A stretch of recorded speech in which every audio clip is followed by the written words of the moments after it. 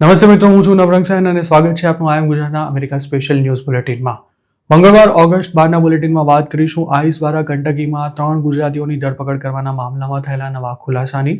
જાણીશું કે હાલ ઇમિગ્રેશન ઓથોરિટીની કસ્ટડીમાં રહેલા કેદીઓની સંખ્યા કયા નવા રેકોર્ડ સ્તર પર પહોંચી ગઈ છે અને સાથે જ ગ્રીન કાર્ડ માટે અપ્લાય કરનારી એક યુવતીની કેનેડા બોર્ડર પર થયેલી ધરપકડના સમાચાર. તેમજ જાણીશું કે કેમ હવે યુએસમાં 6 આંકડાનું એન્યુઅલ પેકેજ મળવાના દિવસો સ્ટુડન્ટ્સ માટે લગભગ પૂરા થઈ ગયા હોય તેવી સ્થિતિ છે. અને છેલ્લે ટેરિફથી અમેરિકામાં ગાડીના ભાવ કેટલા અને ક્યારથી વધવાના છે તેનો એક અહેવાલ. અને સાથે જ વોલમાર્ટે ઓવરપ્રાઇસિંગના કેસમાં $5.6 મિલિયન કરેલા સમાધાનની વિગતો આજના આ બુલેટિનમાં. કંટકીમાં આઈસ દ્વારા અરેસ્ટ કરવામાં આવેલા 3 ગુજરાતીઓના કેસમાં કેટલીક નવી વિગતો સામે આવી છે. એજન્સી દ્વારા આ અંગે કોઈ જ પ્રકારની સત્તાવાર જાહેરાત નથી કરાઈ, પરંતુ સૂત્રોના હવાલેથી હું જાણવા મળી રહ્યું છે કે અરેસ્ટ કરાયેલા આ 3 લોકોને તેમના ઘરેથી જ પકડવામાં આવ્યા હતા.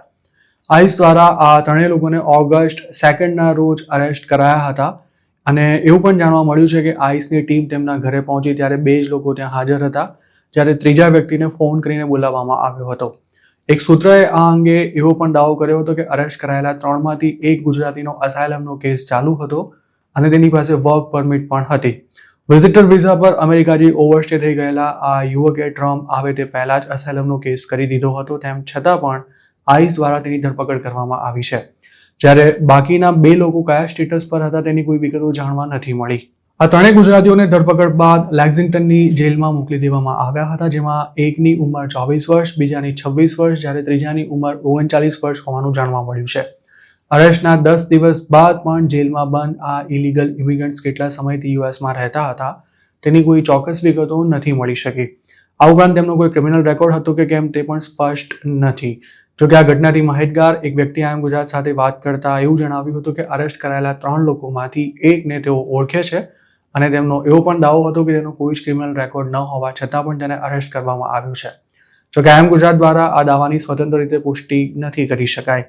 આ 3 ગુજરાતીઓના જેલના રેકોર્ડના સ્ક્રીનશોટ્સ કંટકી ઉપરાંત યુએસના અન્ય સ્ટેટ્સમાં રહેતા ગુજરાતીઓના વોટ્સએપ ગ્રુપમાં પણ ખાસા વાયરલ થઈ રહ્યા છે, જેમાં જોઈ શકાય છે કે તેમને અરેસ્ટ કરનારી એજન્સીમાં આઈસનું નામ લખેલું છે અને સ્વાભાવિક છે કે ઇમિગ્રેશન લગતી કોઈ મેટર હોય ત્યારે જ આઈસ જે તે વ્યક્તિની ધરપકડ કરતી હોય છે.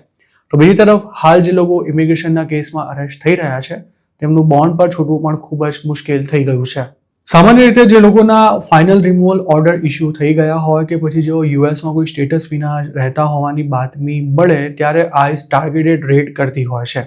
કંટકીના કેસમાં આઈસ દ્વારા બાતમીના આધારે કોઈ કાર્યવાહી કરવામાં આવી હતી કે કેમ તેની ચોખવટ નથી થઈ શકી અને કદાચ જો આવું કંઈ ખરેખર થયું હશે તો પણ તેની વાત ક્યારેય બહાર નથી આવવાની, કારણ કે આઈસ આવી કોઈ પણ વિગતો સત્તાવાર રીતે ક્યારે પણ જાહેર નથી કરતી. આમ પણ યુએસમાં કોઈ સ્ટેટસ વિના રહેતા ગુજરાતીઓને પોતાની કોઈ બાતમી આપી દેશે તેવો ડર લાગી રહ્યો છે અને ઘણાની સાથે આમ થઈ પણ ચૂક્યું છે. હજુ જુલાઈમાં જ મહેસાણાનો એક યુવક યુએસની જેલમાં 4 મહિના વિતાવ્યા બાદ ડિપોર્ટ થયો હતો. 6 વર્ષ યુએસમાં રહેલા આ યુવકને તેની પત્નીએ જ આઈસમાં બાતમી આપીને પકડાવી દીધો હતો. હવે જો કંટકીના કેસની વાત કરીએ તો અરેસ્ટ થનારા 3 લોકોમાંથી એકનો અસાયલમનો કેસ ચાલુ હતો તેવા દાવાને જો સાચો માની લઈએ તો પણ હવે એટલું સ્પષ્ટ થઈ ચૂક્યું છે કે અસાયલમ માંગનારાને પણ આઈસ દ્વારા ગમે ત્યારે અરેસ્ટ કરવામાં આવી શકે છે અને તેનું કારણ ગમે તે હોઈ શકે છે. આવા જ એક કેસમાં 2024માં કલોલનો એક યુવક 2.5 વર્ષ યુએસમાં રહ્યા બાદ પાછો આવ્યો હતો. આ યુવક હરિયાણાના અમુક લોકોની સાથે એક જ ઘરમાં રહેતો હતો અને તેમની કોઈ ક્રાઇમમાં સંડોવણી ખુલતા તેમના ઘર પર રેડ પાડવામાં આવી હતી, જેમાં કલોલનો આ યુવક પણ ઇમિગ્રેશન ઓથોરિટીના હાથમાં આવી જતા તેને ડિપોર્ટ કરી દેવાયો હતો. ઓગસ્ટ 11ના રોજ અમેરિકામાં આઈસની જેલોમાં બંધ ઇલીગલ ઇમિગ્રન્ટ્સની સંખ્યા એક નવા જ રેકોર્ડ બ્રેક સ્તર પર પહોંચી ગઈ છે. ટ્રમ્પ પ્રેસિડેન્ટ બન્યા ત્યારે આઈસની જેલોમાં 39,000 જેટલા કેદીઓ હતા, જેમની સંખ્યા હવે વધીને 60,000ને પાર પહોંચી ગઈ છે. યુએસમાં આટલી મોટી સંખ્યામાં ઇલીગલ ઇમિગ્રન્ટ્સ આઈસની કસ્ટડીમાં હોય તેવું પહેલીવાર બન્યું છે, જેનું કારણ ટ્રમ્પ દ્વારા શરૂ કરાયેલું માસ ડિપોર્ટેશન અને તેના માટે આઈસને અપાયેલો છૂટો દોર છે. ઓગસ્ટ 8થી 11ના ગાળામાં જ આઈસ દ્વારા 1100 લોકોને મતલબ કે રોજના 380 લોકોને ડિટેઇન કરવામાં આવ્યા હતા. આઈસની 2003માં સ્થાપના થઈ ત્યારથી તેની કસ્ટડીમાં હોય તેવા લોકોની સંખ્યા સતત વધી રહી છે. 20 વર્ષ પહેલા એજન્સીની કસ્ટડીમાં રોજના એવરેજ 7,000 લોકો રહેતા હતા તેવું અમેરિકન ઇમિગ્રેશન લોયર્સ એસોસિએશનના એક રિપોર્ટમાં જણાવાયું હતું. જોકે ટ્રમ્પની ફર્સ્ટ ટર્મ દરમિયાન આ આંકડામાં નાટકીય ઉછાળો આવ્યો હતો અને 2019માં આઈસની જેલોમાં બંધ ઇલીગલ ઇમિગ્રન્ટ્સની સંખ્યા 55,654 પર પહોંચી ગઈ હતી. જાન્યુઆરી 2025 સુધી એવી સ્થિતિ હતી કે આઈસની જેલોમાં બંધ મોટાભાગના ઇમિગ્રન્ટ્સ બોર્ડર પરથી અરેસ્ટ થયેલા હતા અને તેમની ધરપકડ કસ્ટમ્સ એન્ડ બોર્ડર પ્રોટેક્શન દ્વારા કરવામાં આવી હતી. જ્યારે જાન્યુઆરી પછી આઈસ દ્વારા અમેરિકાની અંદર કરાતી ઇમિગ્રેશન રેડ્સમાં અરેસ્ટ થતા લોકોની સંખ્યા સતત વધી રહી છે અને હાલ જે 60,000 કેદીઓ આઈસની કસ્ટડીમાં છે તેમાંના મોટાભાગના યુએસની અંદરથી પકડાયેલા છે. ટ્રમ્પે સેકન્ડ ટર્મ દરમિયાન માસ ડિપોર્ટેશન તેમજ ઇલીગલ ઇમિગ્રન્ટ્સની ધરપકડ પર સૌથી વધુ ધ્યાન આપ્યું છે અને તેના માટે રિપબ્લિકન સ્ટેટ્સ દ્વારા તો આઈસ વધુમાં વધુ ઇલીગલ ઇમિગ્રન્ટ્સને પકડી શકે તે સુનિશ્ચિત કરવા માટે લોકલ પોલીસને પણ ઇમિગ્રેશન એન્ફોર્સમેન્ટના કામમાં જોતરી દેવામાં આવી છે. હાલ ભલે આઈસની જેલોમાં બંધ કેદીઓની સંખ્યા રેકોર્ડ સ્તર પર પહોંચી ગઈ હોય, પરંતુ ટ્રમ્પના પ્લાન પ્રમાણે જોવા જઈએ તો આ આંકડો હજુ પણ ઘણો જ ઓછો છે, કારણ કે ટ્રમ્પ 2025માં 1 મિલિયન લોકોને ડિપોર્ટ કરવા માંગે છે અને જો હાલની ગતિએ જ આઈસ કામ કરતી રહી તો આ ટાર્ગેટ કદાચ અડધો પણ માંડ પૂરો થઈ શકશે. અમેરિકાની અંદરથી કોઈ ઇમિગ્રન્ટને પકડવાનું કામ ખૂબ જ લાંબુ અને ખાસું કડાકૂટ ભર્યું પણ છે. તેમજ આઈસ પાસે સ્ટાફ પણ ઘણો ઓછો હોવાથી એક હદથી વધુ લોકોને અરેસ્ટ કરવા કે પછી કસ્ટડીમાં રાખવા એજન્સી માટે શક્ય નથી. આઈસને માસ ડિપોર્ટેશન માટે પૂરતું ફંડ મળી રહે તે માટે કોંગ્રેસે તેનું બજેટ પણ $8 બિલિયન વધારીને સીધું $28 બિલિયન કરી દીધું છે. આ ઉપરાંત ડિટેન્શન કેપેસિટીમાં વધારો કરવા માટે પણ અનેક પગલાં લેવામાં આવી રહ્યા છે, જેમાં મિલિટરી બેઝમાં ઇમિગ્રન્ટ્સને ડિટેન્શનમાં રાખવાના નિર્ણયનો પણ સમાવેશ થાય છે અને હવે તો ફ્લોરિડા બાદ બીજા સ્ટેટ્સમાં પણ ટેમ્પરરી ડિટેન્શન સેન્ટર્સ બનાવવામાં આવી રહ્યા છે. આઈસનો ટાર્ગેટ પોતાની ડિટેન્શન કેપેસિટી 1 લાખ સુધી પહોંચાડવાનો છે, જેના ભાગરૂપે ટેક્સાસમાં સૌથી મોટી migrant processing and detention facility શરૂ કરવામાં આવી રહી છે. આ ફેસિલિટી ઓગસ્ટ 17થી જ શરૂ થઈ જશે, જેમાં શરૂઆતના તબક્કામાં 1,000 લોકોને રાખવામાં આવશે અને તેમાં જે લોકો ડિપોર્ટેશનની પ્રોસેસમાં હશે તેમને જ આ જેલમાં લવાશે. આ જેલનું કામકાજ 2027 સુધી ચાલતું રહેશે અને તેની ડિટેન્શન કેપેસિટી વધારીને 5,000 સુધી લઈ જવાશે. તેમજ દર અઠવાડિયે તેમાં નવા 250 બેડ્સ ઉમેરાતા રહેશે અને આ જેલને બનાવવા માટે $1.2 બિલિયન કોન્ટ્રાક્ટ આપવામાં આવ્યો છે. જોકે હાલ ડિટેન્શન કેપેસિટી મર્યાદિત હોવાને કારણે આઈસની ઘણી જેલોમાં ક્ષમતા કરતાં વધુ કેદીઓ રાખવામાં આવ્યા હોવાથી તેમને પાયાની સુવિધા પણ ન મળી રહી હોવાની અનેક ફરિયાદો થઈ રહી છે, જેમાં અપૂરતું જમવાનું તેમજ સૂવા માટે પણ બેડ ન મળતા હોવાના પણ આક્ષેપ કરવામાં આવી રહ્યા છે. અમેરિકામાં 3 બાળકો સાથે રહેતી તેમજ ગ્રીન કાર્ડ માટે અપ્લાય કરનારી એક યુવતીની કેનેડા બોર્ડર પર ધરપકડ કરવામાં આવી છે. મૂળ ન્યૂઝીલેન્ડની સારા શો છેલ્લા 3.5 વર્ષથી યુએસમાં રહે છે. સારાને તેના યુએસ સિટીઝન પતિએ સ્પોન્સર કરી હતી, પરંતુ અમેરિકા આવ્યા બાદ ડોમેસ્ટિક વાયોલન્સનો ભોગ બનેલી સારાએ વાવા લો હેઠળ પોતાની રીતે ગ્રીન કાર્ડ માટે અપ્લાય કર્યું હતું. વોશિંગ્ટન સ્ટેટમાં રહેતી સારા સ્ટેટ એમ્પ્લોય પણ છે અને જુલાઈ 24ના રોજ તે પોતાના બાળકોને ન્યૂઝીલેન્ડ જતી ફ્લાઇટમાં બેસાડવા માટે વેન્કુવર ગઈ હતી. 2 બાળકોને વેન્કુવર ડ્રોપ કર્યા બાદ સારા 6 વર્ષના દીકરા સાથે યુએસ આવી રહી હતી, ત્યારે તેની પાસે ટ્રાવેલ ડોક્યુમેન્ટ્સ ન હોવાનું જણાવી તેને અને તેના દીકરાને અરેસ્ટ કરી લેવાયા હતા. સારાએ અમેરિકન પતિ સાથે ડિવોર્સ થયા બાદ વાવા લો હેઠળ ગ્રીન કાર્ડ માટે અપ્લાય કર્યું હતું અને તેની પાસે વર્ક પરમિટ પણ હતી, પણ અમેરિકાથી બહાર જવાની મંજૂરી ન હોવાને કારણે તેને કેનેડાથી પાછા આવતી વખતે અરેસ્ટ કરી લેવાઈ હતી.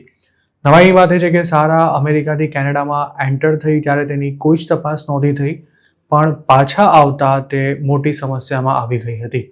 સારા પાસે યુએસમાં રહેવાનું જે ઓથોરાઇઝેશન છે તેને કોમ્બો કાર્ડ તરીકે પણ ઓળખવામાં આવે છે. તેના દીકરા પાસે ટ્રાવેલ પરમિશન હતી, પરંતુ સારા પાસે તેને લગતું કોઈ ડોક્યુમેન્ટ ન હોવાથી તેને બોર્ડર પર અરેસ્ટ કરાયા બાદ સીધી જ જેલ ભેગી કરી દેવામાં આવી હતી. અમેરિકન સિટીઝન કે પછી ગ્રીન કાર્ડ હોલ્ડર સાથે લગ્ન કરનારા જે વ્યક્તિ સાથે ડોમેસ્ટિક વાયોલન્સ થાય તે અંગે પોલીસ રિપોર્ટ ફાઇલ કરીને ડિવોર્સ લીધા બાદ પણ પોતાની રીતે ગ્રીન કાર્ડ માટે અપ્લાય કરી શકે છે. જોકે પાકું ગ્રીન કાર્ડ ન આવે ત્યાં સુધી એપ્લિકન્ટ યુએસ નથી છોડી શકતો. 2024 સુધી સારા જેવા કોઈ ઇમિગ્રન્ટની જો ધરપકડ થાય તો તેને હ્યુમેનિટેરિયન પેરોલ પર રિલીઝ કરી દેવાતા હતા, પણ ટ્રમ્પની સરકારમાં સારા જેવા ઘણા લોકો બોર્ડર પર અરેસ્ટ થયા બાદ જેલમાં બંધ છે.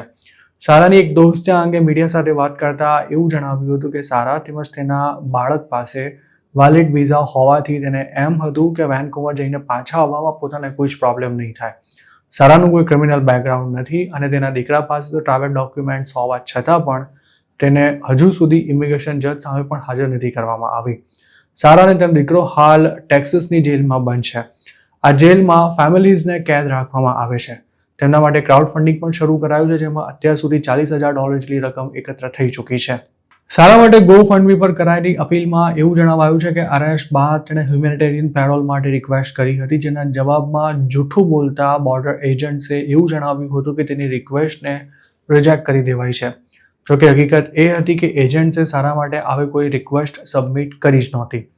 અરેસ્ટ બાદ સારાનો ફોન પણ છીનવી લેવામાં આવ્યો હતો અને તેને એટર્ની સાથે વાત કરવાની પણ તક નહોતી અપાઈ. તેની ધરપકડના ઘણા સમય સુધી તેના ફેમિલી મેમ્બર્સ તેમજ ફ્રેન્ડ્સને ખબર જ નહોતી કે સારા ક્યાં ગઈ. વોશિંગ્ટન સ્ટેટમાં અરેસ્ટ કરાયા બાદ સારા અને તેના દીકરાને જબરજસ્તી છેક સાઉથ ટેક્સાસ મોકલી દેવાયા હતા. તે વખતે સારાએ પોતાને સિએટલની જેલમાં રાખવા માટે વિનંતી કરી હતી, કારણ કે ત્યાં તેનો એટર્ની પણ ઝડપથી તેને મળવા આવી શકે તેમ હતો. પણ માત્ર પરેશાન કરવાના ઈરાદે સારાને છેક ટેક્સાસ લઈ જવાઈ હતી. એટલું જ નહીં, આઈસે તેના દીકરાની કસ્ટડી ફ્રેન્ડ્સ કે ફેમિલી મેમ્બર્સને આપવાનો પણ ઇનકાર કરી દીધો હતો. સારા ભલે લીગલ સ્ટેટસ પર અમેરિકામાં રહેતી હોય, પરંતુ તેણે ટ્રાવેલ ઓથોરાઇઝેશન ન હોવા છતાં પણ યુએસની બહાર જઈને ઇમિગ્રેશન લોનો એક રીતે ભંગ કર્યો છે અને આ મામલામાં તે ડિપોર્ટ પણ થઈ શકે છે. સારાની જેમ નોન સિરિયસ ક્રાઇમમાં અરેસ્ટ થયેલા ઘણા લોકોને 2 થી લઈને 4 મહિના સુધી આઈસી જેલમાં રહ્યા બાદ બોન્ડ મળ્યા છે અને આવા કેસમાં બોન્ડ મળી જ જશે તેની પણ કોઈ જ ગેરંટી નથી હોતી. 2023 સુધી એવી સ્થિતિ હતી કે કોઈ સ્ટુડન્ટ જો અમેરિકામાં કમ્પ્યુટર એન્જિનિયરિંગનો અભ્યાસ કરતો હોય તો ભણવાનું પૂરું થતાં જ તેને મોટા ભાગે 6 આંકડાના પેકેજવાળી જોબ ઓફર મળી જતી હતી. આવા સ્ટુડન્ટ્સ જોબ શરૂ કર્યા બાદ થોડો ઘણો એક્સપિરિયન્સ લઈને તુરંત જ જમ્પ લેવાનું પણ શરૂ કરી દીધા હતા. પણ હવે જમ્પ મારવાની વાત દૂર રહી, જોબ મળી જાય તો પણ ઘણું છે તેવી સિચ્યુએશન છે. આઈટી ઇન્ડસ્ટ્રીનો સિતારો બુલંદ હતો ત્યારે ફ્રેશર્સને શરૂઆતમાં જ $1,00,000નું એન્યુઅલ પેકેજ આરામથી મળી જતું હતું અને સાથે જ તેમને $15,000 સુધીનું હાયરિંગ બોનસ અને $50,000 સુધીના સ્ટોક ઓપ્શન પણ મળતા હતા.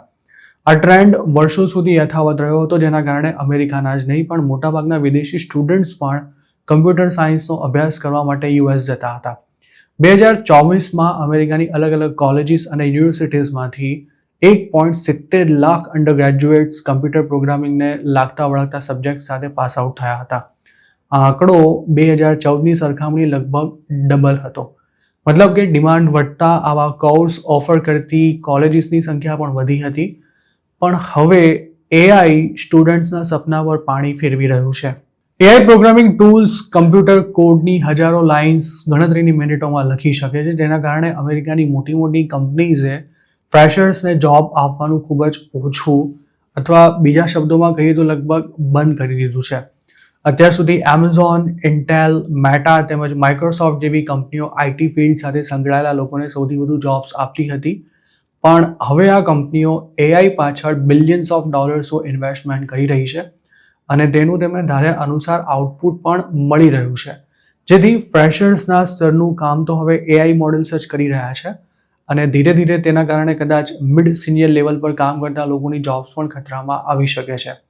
ફેડરલ રિઝર્વ બેંક ઓફ ન્યુયોર્કના એક રિપોર્ટ અનુસાર કમ્પ્યુટર સાયન્સ અને કમ્પ્યુટર એન્જિનિયરિંગનો અભ્યાસ કરનારા કોલેજ સ્ટુડન્ટ્સમાં અનએમ્પ્લોયમેન્ટનો રેટ સૌથી વધારે એટલે કે અનુક્રમે 6.1% અને 7.5% જેટલો રહ્યો છે.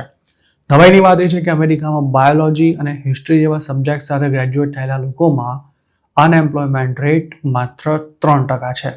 તેનો અર્થ એવો થયો કે હજુ ગયા વર્ષ સુધી જે ડિગ્રીની બજારમાં જોરદાર ડિમાન્ડ હતી તેની સાથે ગ્રેજ્યુએટ થયેલા લોકોને હવે જલ્દી જોબ નથી મળી રહી.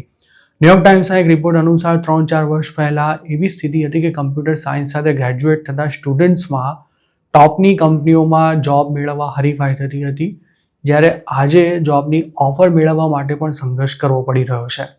આ અંગે ન્યુયોર્ક ટાઈમ્સે લગભગ 150 જેટલા સ્ટુડન્ટ્સનો સર્વે કર્યો હતો, જેમાં મેરીલેન્ડ, ટેક્સાસ અને વોશિંગ્ટન યુનિવર્સિટી ઉપરાંત સ્ટેનફોર્ડ અને કોર્નેલ જેવી પ્રાઇવેટ યુનિવર્સિટીઝના સ્ટુડન્ટ્સનો પણ સમાવેશ થતો હતો.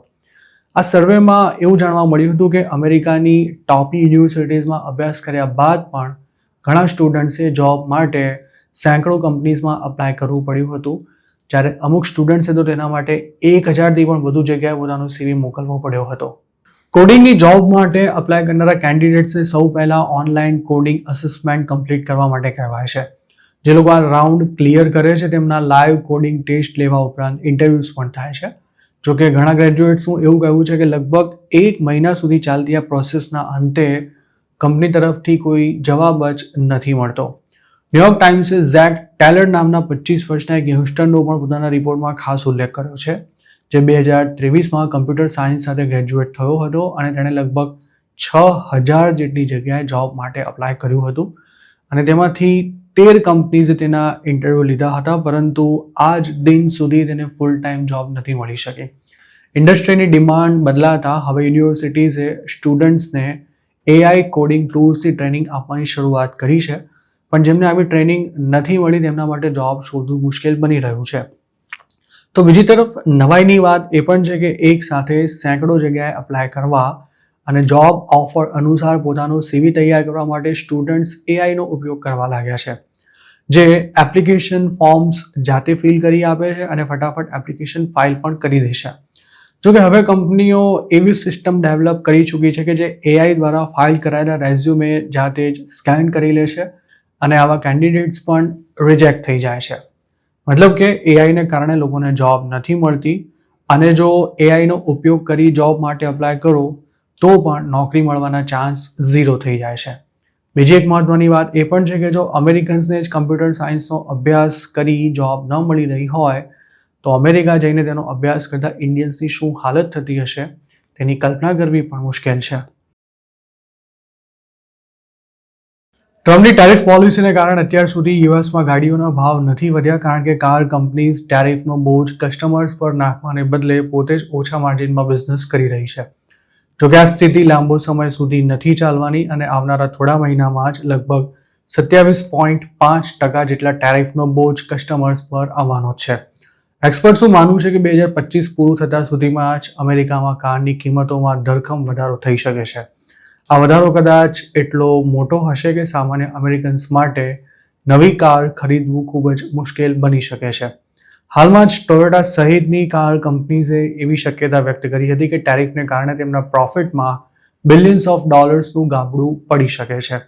જોકે ગાડીઓનું વેચાણ જળવાઈ રહે તે માટે હાલ કાર કંપનીઝ તેના ભાવમાં વધારો કરવાનું ટાળી રહી છે. તેમજ ટ્રમ્પે જાહેર કરેલા ટેરિફ હજુ પણ ફૂલ ફ્લેજમાં લાગુ નથી થયા. આ ઉપરાંત મોટાભાગના ડીલર્સ અને મેન્યુફેક્ચરર્સે ટેરિફ અમલમાં આવે તે પહેલાં જ જંગી સ્ટોક કરી લીધો હોવાથી ગાડીઓના ભાવ હાલ પૂરતા નથી વધ્યા. ઓટો ઇન્ડસ્ટ્રીઝ સાથે સંકળાયેલી કન્સલ્ટિંગ ફર્મ KPMGના પાર્ટનર લેની લારોકાએ આ અંગે ન્યૂયોર્ક ટાઈમ્સ સાથે વાત કરતા એવું જણાવ્યું હતું કે કાર કંપનીઝ એક હદથી વધુ ટેરિફ સામે ટક્કર ઝીલી શકે તેમ નથી અને 2026 શરૂ થતાં સુધીમાં કારની કિંમતોમાં નોંધપાત્ર વધારો થઈ શકે છે. એવું નથી કે માત્ર વિદેશથી આવતી કાર્સ જ મોંઘી થશે. જે કાર્સ યુએસમાં જ મેન્યુફેક્ચર થાય છે તેના પણ ઘણા અલગ અલગ પાર્ટ્સ અલગ અલગ દેશોમાંથી આવતા હોય છે, જેના કારણે ટેરિફના મારથી તે પણ બાકાત નહીં રહી શકે. યુએસમાં General Motors, Toyota, Ford, Stellantis, Tesla, Mercedes Benz અને ફોક્સ વેગનની કાર સૌથી વધારે વેચાય છે અને આ તમામ કંપનીઓએ ટેરિફથી પોતાનું માર્જિન ઘટશે તેવું તાજેતરમાં જણાવ્યું હતું. જેમ કે ફોર્ડે હાલમાં જ એવું કહ્યું હતું કે તેની કાર્સની કિંમતમાં આ વર્ષે 1% જેટલો જ વધારો થશે, પણ તેનો અર્થ એ નથી કે ટેરિફની કંપની પર કોઈ અસર નથી થવાની. ફોર્ડના ચીફ ફાઇનાન્શિયલ ઓફિસર શેરી હાઉસનું માનીએ તો સેકન્ડ ક્વાર્ટરમાં ટેરિફને કારણે કંપનીના પ્રોફિટમાં $800 મિલિયનનો ઘટાડો થશે, જ્યારે સમગ્ર વર્ષ દરમિયાન ટેરિફને કારણે $2 બિલિયન જેટલું નુકસાન થઈ શકે છે. તેવી જ રીતે અમેરિકાની સૌથી મોટી કાર કંપની જનરલ મોટર્સે ગયા મહિને જ એવું જણાવ્યું હતું કે ટેરિફથી વર્ષ દરમિયાન $5 બિલિયન નુકસાન થવાની શક્યતા છે. જોકે કંપનીનું માનવું છે કે ખર્ચામાં કાપ મૂકવાની સાથે અમુક મેન્યુફેક્ચરિંગ યુએસમાં શિફ્ટ કરીને તે નુકસાનને અમુક હદ સુધી અટકાવી શકશે. ટોયોટા પણ પોતાની મોટાભાગની કાર્સ યુએસમાં બનાવે છે અને સાથે જ કેનેડા, જાપાન અને મેક્સિકોથી ઇમ્પોર્ટ પણ કરે છે. તેને પણ ટેરિફને લીધે $9.5 બિલિયનના નુકસાનની સંભાવના છે. ટેરિફ ઉપરાંત ઘટતા જતા માર્જિનને લીધે કાર મેકર્સ માટે પોતાના મેન્યુફેક્ચરિંગ પ્લાન્ટ્સ બીજા દેશોમાંથી યુએસ શિફ્ટ કરવા મુશ્કેલ બની શકે છે. કારણ કે તેમની પાસે નવી ફેક્ટરીઝ અને ઇક્વિપમેન્ટ્સ માટે પૂરતા પ્રમાણમાં ફંડ નથી. તો બીજી તરફ ટેરિફને લીધે ઇમ્પોર્ટેડ કાર્સની કિંમતમાં $5,000 જ્યારે અમેરિકામાં મેન્યુફેક્ચર થતી કાર્સની કિંમતમાં $1,000 જેટલો વધારો થવાની શક્યતા છે. 2025 સુધીમાં જ લગભગ તમામ કાર્સની કિંમતમાં 8% જેટલો વધારો થવાનું અનુમાન છે અને નવી કારની એવરેજ સેલિંગ પ્રાઇસ $50,000 સુધી પહોંચી શકે છે. જો કારની કિંમતમાં હાલના અંદાજ અનુસાર વધારો થયો તો કેટલાક અમેરિકન્સ પાસે યુઝડ કાર ખરીદવા સિવાય બીજો કોઈ ઓપ્શન નહીં રહે અને પ્રી ઓન્ડ કાર્સની ડિમાન્ડ જો વધશે તો તેમની કિંમતમાં પણ વધારો થઈ શકે છે. આ ઉપરાંત સેકન્ડ હેન્ડ કાર માટે મળતી લોનનો વ્યાજનો દર પણ ઘણો વધારે હોવાથી તેની આખરી કિંમત ઓર વધી જશે. આ ઉપરાંત ટેરિફને કારણે કારના રિપેરિંગનો અને પાર્ટ્સનો ખર્ચો પણ વધી જવાનો છે, જેમાં એર ફિલ્ટરથી લઈને ટાયર સુધીના તમામ પાર્ટ્સ આવી જાય છે. કસ્ટમર્સ પાસેથી અમુક પ્રોડક્ટ્સનો વધારે પડતો ચાર્જ વસૂલવાના કેસમાં દુનિયાની સૌથી મોટી રિટેલ જાયન્ટ વોલમાર્ટે $5.6 મિલિયન સમાધાન કરવાની તૈયારી બતાવી છે. કેલિફોર્નિયાની સેન્ટા ક્લેરા કાઉન્ટી ડિસ્ટ્રિક્ટ એટર્ની ઓફિસના જણાવ્યા અનુસાર વોલમાર્ટ અમુક ફૂડ આઇટમ્સના લેબલ પર દર્શાવાયેલા વજન કરતાં ઓછા વજનની પ્રોડક્ટ્સ વેચતી હતી. આ મામલે વોલમાર્ટ સામે કેલિફોર્નિયાની અલગ અલગ કાઉન્ટીઝ દ્વારા સિવિલ કમ્પ્લેન્ટ ફાઇલ કરવામાં આવી હતી, જેમાં એવો પણ આરોપ મૂકવામાં આવ્યો હતો કે વોલમાર્ટે જે પ્રાઇસ પોસ્ટ કરી હતી અથવા એડવર્ટાઇઝમાં બતાવી હતી તેના કરતાં વધારે પ્રાઇસ વસૂલી કસ્ટમર્સને ગેરકાયદે રીતે ઓવરચાર્જ કર્યા હતા. વોલમાર્ટને આ કેસમાં $5.5 મિલિયન સિવિલ પેનલ્ટીઝ ભરવાની સાથે તેની સામેના ઇન્વેસ્ટિગેશનમાં થયેલા $1,39,908 ખર્ચાની પણ અલગથી ચૂકવણી કરવાની રહેશે. કેલિફોર્નિયામાં વોલમાર્ટના 280 સ્ટોર્સ આવેલા છે. સ્ટેટના નિયમ અનુસાર કંપનીના એમ્પ્લોઈઝ સ્ટોરમાં વેચાતી દરેક આઇટમ્સના વજન અને પ્રાઇસમાં કોઈ ગડબડ નથી તે સુનિશ્ચિત કરવા માટે બંધાયેલા છે. સેન્ટા ક્લેરા ડિસ્ટ્રિક્ટ એટર્ની ઓફિસે પણ જણાવ્યું હતું કે વોલમાર્ટે કેલિફોર્નિયાના false advertising and unfair competition લોનો ભંગ કરીને કસ્ટમર્સને ઓછા વજનની વસ્તુ વેચવાની સાથે તેમની પાસેથી વધુ ચાર્જ લીધો હતો.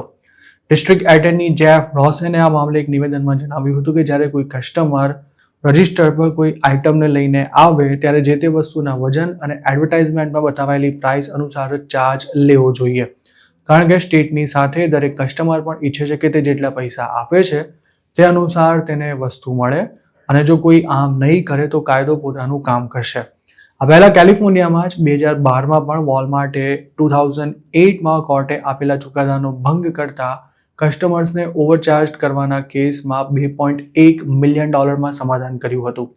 આ કેસમાં પૂર્વ વાઇસ પ્રેસિડેન્ટ અને કેલિફોર્નિયાના તત્કાલીન એટર્ની જનરલ કમલા હેરિસે એવું જણાવ્યું હતું કે વોલમાર્ટ દ્વારા ઓવરચાર્જ કરાયેલા કસ્ટમરને જે તે આઇટમ્સની લોએસ્ટ એડવર્ટાઇઝમેન્ટ પ્રાઇસ પર $3 ડિસ્કાઉન્ટ મળવું જોઈએ અને જો કોઈ આઇટમ $3 ઓછી કિંમતની હોય તો વોલમાર્ટે તે આઇટમને ફ્રીમાં આપવી પડશે. તો મિત્રો આ હતા અમેરિકાના આજના મુખ્ય સમાચાર. આપને જો મારી રજૂઆત પસંદ આવી હોય તો આ વિડીયોને લાઇક અને શેર કરવાનું તેમજ આઈ એમ ગુજરાતની યુટ્યુબ ચેનલને સબસ્ક્રાઇબ કરવાનું ભૂલશો નહીં, કારણ કે આ ચેનલ પર આપને મળશે અમેરિકામાં રહેતા ગુજરાતીઓ માટેના મહત્વના સમાચાર અને તે પણ આપની પોતાની ભાષામાં. આપ જો અમારી સાથે કોઈ ટિપ શેર કરવા માંગતા હો તો હાલ સ્ક્રીન પર દેખાઈ રહેલા વોટ્સએપ નંબર પર પણ અમારો સંપર્ક કરી શકો છો. આપની ઓળખ ગુપ્ત રાખવામાં આવશે.